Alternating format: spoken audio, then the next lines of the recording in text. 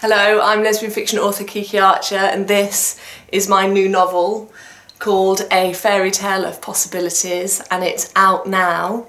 So I thought I would do my usual and read you the first chapter to get you in the mood. So, A Fairytale of Possibilities, Chapter 1. I wonder if she knows. I wonder if she knows I'm in love with her soul. Looking towards the open fireplace, Lauren felt that familiar ache of emotion rising up inside her. It was always the same, that swell of warmth followed by that pull of attraction, her eyes drinking in as much of the moment as they could before being noticed, calling her performance to the stage once again. A nod or a smile, often a laughing distraction, but nothing that gave evidence of the butterflies or the dreams she'd allowed to live for those few fleeting moments before falling, lurching her stomach and breaking her heart, like they always did, like they always had to do. "You should sing," she chose to say. "Something Mary Poppinsy?" Lauren laughed. "I was thinking more, I'm a fire starter, twisted fire starter." Rachel snapped 2 more white blocks from the packet and banged them together. "I'm a fire starter, twisted fire starter." "What's with the underbite?" "That's how he sings it." "Please don't add them to the mix."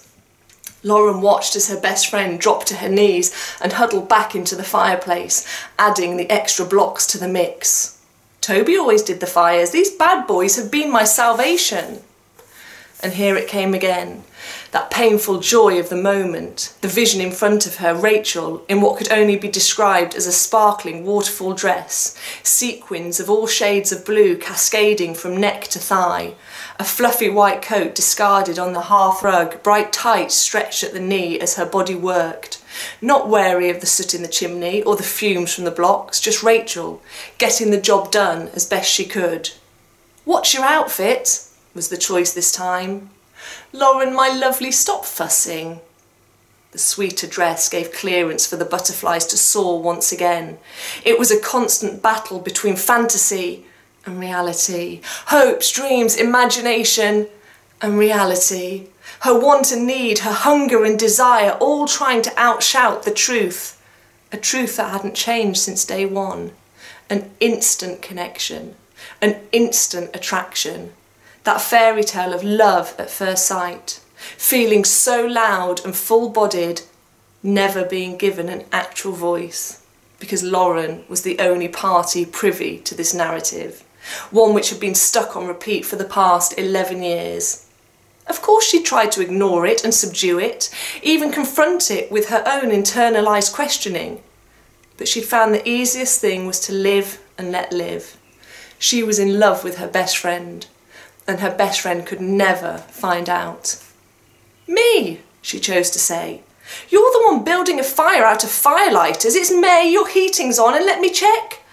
Lauren uncurled her foot from the sofa and stretched down to the bobbly rug that covered the tiles. "Yes, your underfloor heating's on too." "You know I feel the cold." "You're going out." "Exactly, everything has to be perfect." "I'm your chief babysitter. I have done this before." "I haven't." "You're dating, so I have to experience the heat too."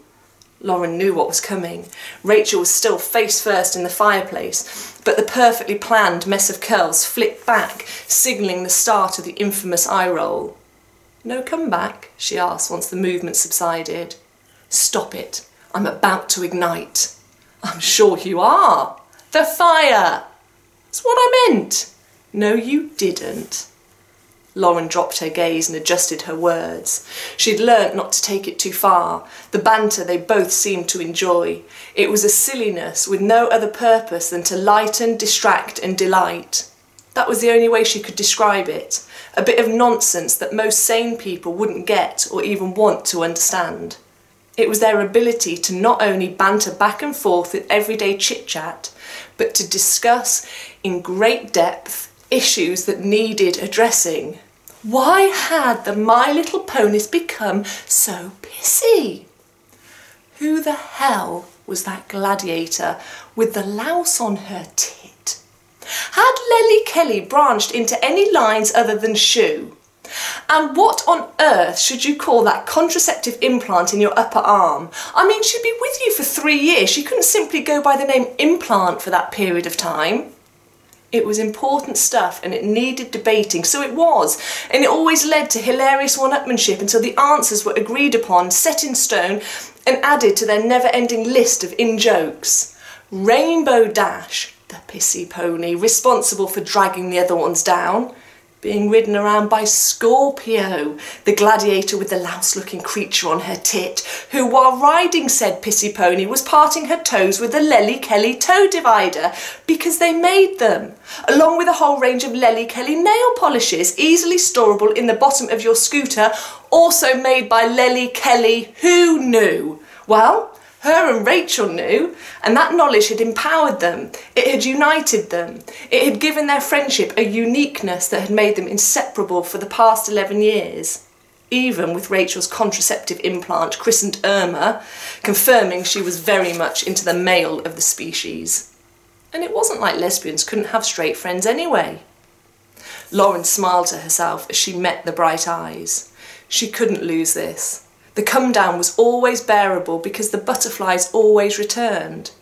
"Show us your spark then," she said. Rachel wiggled her shoulders, sending shards of light out from the sequins. "I meant start the fire." "I know you did." And there was the surge.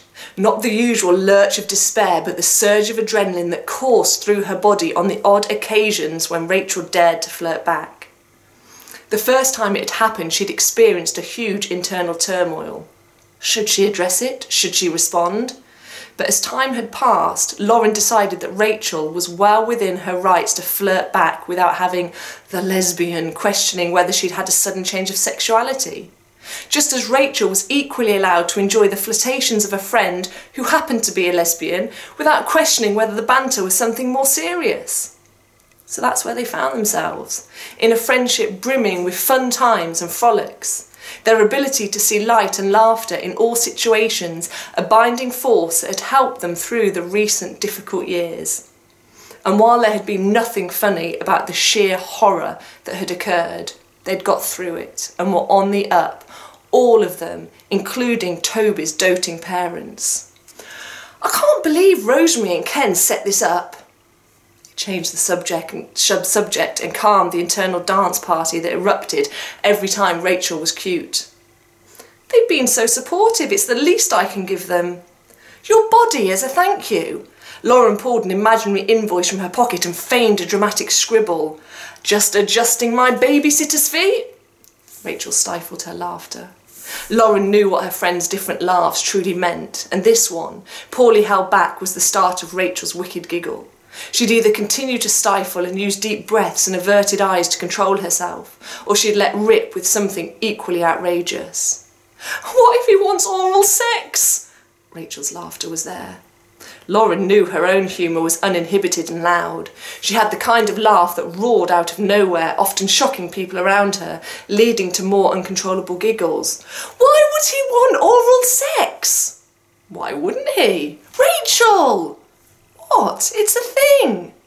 "Yes, but not on a first date. A blind date. A first blind date in a posh restaurant. You did say it was a posh restaurant, didn't you?" "I don't know, they're sending a car." "Posh." "Exactly. And posh people have oral sex." "They do?" The laugh got louder. "So I've heard." "Rosemary and Ken? Was your room next to theirs? Paper-thin walls?" Rachel spun around on the rug. "You win." Lauren smiled. "I'm not carrying it on." "But why would your blind date want oral sex?" "Why wouldn't he?" asked Rachel, repeating the sparkling wiggle. "Now you're carrying it on. Be serious. Are you worried?" "About having oral sex at the posh restaurant tonight?" Rachel shrugged. "A bit." "It won't happen tonight, and it won't happen at the restaurant." "It might. Times have changed. I've not dated for over 10 years. It might be mandatory." Lauren pulled the imaginary invoice out of her pocket once more. "Just adding that to my bill?" "What if he's called Bill or something equally crap?" "You don't know anything about him?" "I know the car's coming at 7. Rachel glanced down at her multicoloured Swatch watch. Dash, she muttered, quickly pushing the wicker basket of kindling wood to one side in search of the matches. Gotcha, she said, sparking up a flame and throwing it into the fireplace as she rose from her knees. The ignition behind her was immediate. A burst of fire big enough to satisfy any movie hero with an explosion as their backdrop. Lauren jumped from her seat in an attempt to yank Rachel away from the flames. Watch out! It's fine. I do it all the time. Do what? Gasped Lauren, eyes on the fireplace, realising she may have overreacted somewhat. Sashay away from a dangerous indoor fireworks display with your sequin dress reflecting the mushroom cloud around the room. Lace the fire grate with lighter fluid, I told you. Toby always did the fires, at least I got it started. You'll come home to find me naked and wilting on the floor, the heated floor. Is that a promise? Lauren controlled her comeback. Yes, next to the radiator that's on. Oh, Lauren, wish me luck. You don't need it. You look sensational and you deserve this. I don't deserve this, but I know it's time to start dating and at least the in-laws approve. Sorry, I didn't mean you deserved, you know, what happened. Hey, silly, I know. I was talking about a night of oral sex at a posh restaurant with a stranger recommended by my dead husband's parents. Rachel, it's fine. I'm serious. You know what to do if Parker wakes up? Yeah, Lauren wasn't given a chance to answer. And you sure I look okay? You look... Again, no time before Rachel's lips touched her cheek. I'll text you throughout the evening. Don't let the house go cold. Lauren didn't even try to respond. So here goes. Lauren simply smiled as the whirlwind of Rachel bustled out of the house, looking and smelling like a firework. So that is the end of the first chapter. If you do want to find out what happens, you can pick it up now from Amazon, iTunes, wherever you buy my books from. You can order the paperbacks into bookshops or Amazon next day delivery for paperbacks.